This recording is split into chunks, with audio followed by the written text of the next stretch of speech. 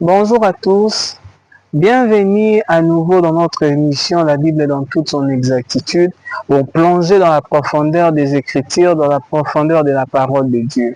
Bien-aimés, ça fait un moment que nous sommes en train de parler de la consécration. Komi Pesa, Komi Bonza et pas Nzambe. La consécration, le fait de se donner à Dieu.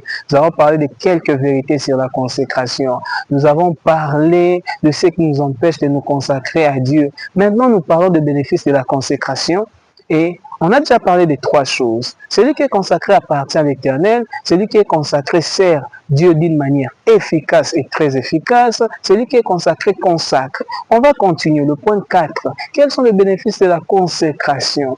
La consécration apporte ou amène la bénédiction.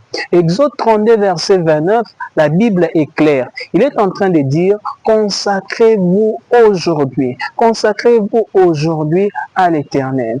Donnez-vous totalement à l'Éternel, même en sacrifiant votre frère et votre fils, afin de recevoir une bénédiction aujourd'hui.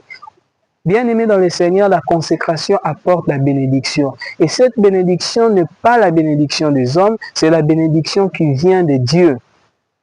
Il y a des gens qui cherchent la bénédiction. Il y a des gens qui désirent être bénis. Mais les chemins de la consécration nous amènent la bénédiction. Sauf que mi bonzi ou mi pesi, au pas moi.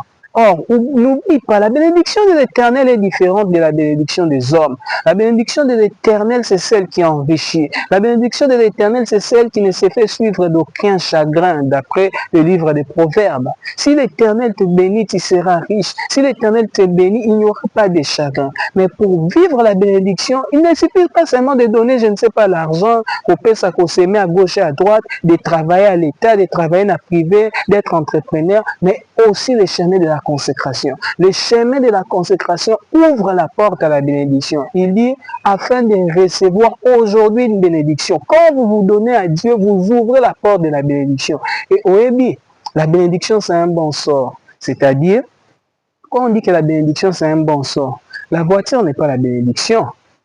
L'argent, tout ça, c'est pas la bénédiction, ce sont les conséquences de la bénédiction. C'est-à-dire, quand vous vous consacrez à Dieu, vous avez les bons sorts avec vous, vous avez ces bons sorts qui vous attirent toutes choses, qui vous attirent la richesse, qui vous attirent les biens de ce monde, qui vous attirent des choses à gauche et à droite. Donc, c'est un peu ça, bien-aimé dans le Seigneur. Choisissez les chemins de la consécration. Choisissez les chemins de la consécration afin d'être bénis par l'Éternel. Il y a des gens qui pensent que s'ils se consacrent à Dieu, bah, pour perdre. Il y a des gens qui pensent que s'ils se consacrent à Dieu, ils seront bafoués sur cette terre. Pauvres et tout ça. Non, la consécration apporte la bénédiction. Pierre Alobi, nous avons tout quitté, nous avons suivi. Il n'a pas seulement parlé de la vie éternelle, mais il a parlé aussi de recevoir au centuple sur la terre. Avec des persécutions. Pourquoi? Parce que la consécration est exigeante, la consécration est difficile, la consécration est compliquée. Mais malgré les persécutions, vous allez avoir des maisons. Malgré les persécutions, vous allez avoir des biens. Malgré les persécutions, vous allez être bénis. Pourquoi? Parce que vous avez choisi les chemins de la consécration.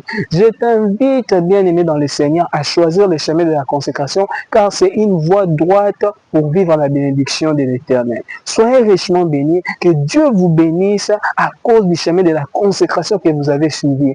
Je prie le Seigneur que vous soyez vraiment bénis au nom de Jésus-Christ. La suite au prochain numéro. Merci.